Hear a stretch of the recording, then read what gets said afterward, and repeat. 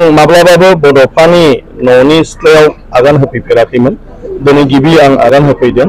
गुबुन गुबुन समाव बिथांनि मुङै बायदिसिना थिथि जायोब्लाबो आङो दस्रा खामानियाव माने जड़ित जानानै दंबोयोमोन। दुलाराय बर' फरायसा आफादाव थानाय समावबो गुबुन गुबुन समावबो। गतिके बेवहाय फैनायनि आङो खाबुखौ मोनाखै आरो माब्लाबाबो आं हारसिं प्रग्राम खालामनानैबो आं फैनाय जाबोआखै।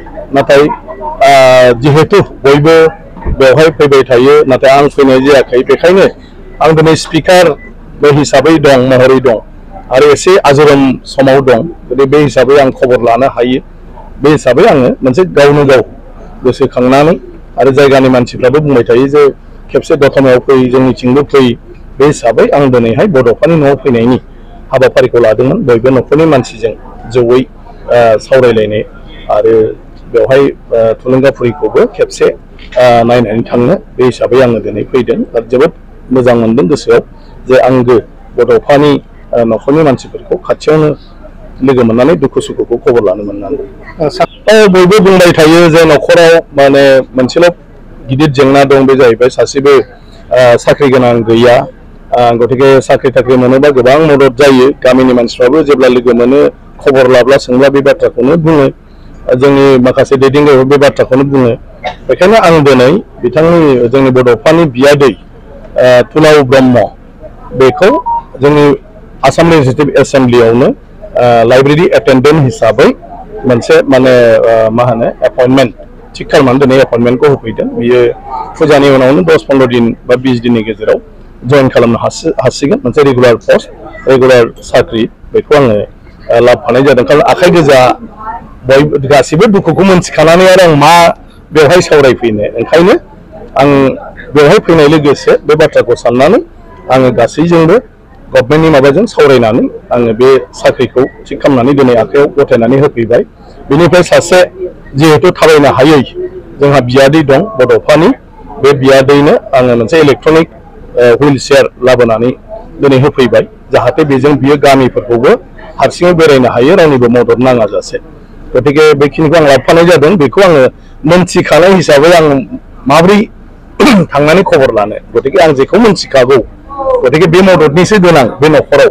बे हिसाबै आङो आंनि तरफनिफ्राय जि हायो बेखिनिखौ लानानै आं दिनै बेवहाय फैदों आरो लोगो मोननानै गासिबो बाथ्राफोरखौ मिथिनानै मोजां मोनबाय गोसोआव। आरो मानसिनि जिउआथ' बिदिनोसै, अभाबनिफ्राय रावखौबो मुक्त खालामनो हाया। नाथाय जोंनि आखायाव जिखिनि गोहो दङ बे गोहोखौ लानानै बयबो जुदि जोङो नायलाङोब्ला बयबो एसे एसे मददखौ होलायलांनो हायो।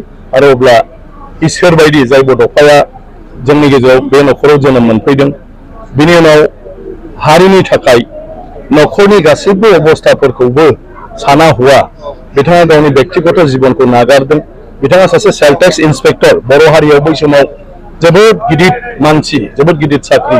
बे साख्रिखौबो बिथाङा हारिनि थाखाय गावनि लोगोफोरनि खावलायनायाव बिथाङा नागारदोंमोन, न'खरखौ नागारदोंमोन। बिमा बैसो जानाय आरो न'खरनि अबस्था गाज्रि बिदा बिबाजै बिसोरखौ नागारनानै हारिनि थाखाय बियो ओंखारनानै दुलाराय बर' हारिखौनो खौसे खालामदोंमोन आरो खौसे खालामनानै दिनै जोंखौ सोमावसारनायनि गेजेरजों बर'फोरखौ बे अबस्थायाव सौफैबाय।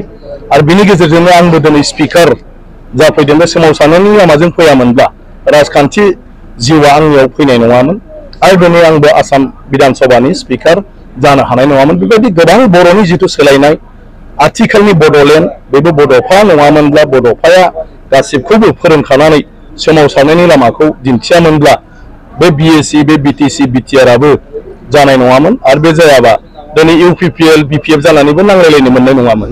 गतिके गासिबनिबो जिथु माने दान, बे दाना बड'फानि। आरो बेखायनो बर' हारियाव जों दिनै खौसेनि खोथा बुङोब्ला बड'फाखौ दहाय लायाब्लानो जाया। बड'फाखौ दहाय लानानै जों बयबो खौसेथि, बेनोनो मोनसे खुन्था बर' हारिनि गेजेराव। आरो बड'फाया मा बुङा बेखौ गोसोखाङोब्ला जों गावखौनो गाव नियन्त्रण खालामनो हायो, एसे गावनि अहंखारखौ जों नागारनो हायो, एसे जों कमप्रमाइज खालामनो हायो। गतिके बे बड'फानि न'खर, बड'फानि सिथ्लाया अरायबो जोंनि बर' समाजनि गेजेराव गोजों जानानै थानांगौ।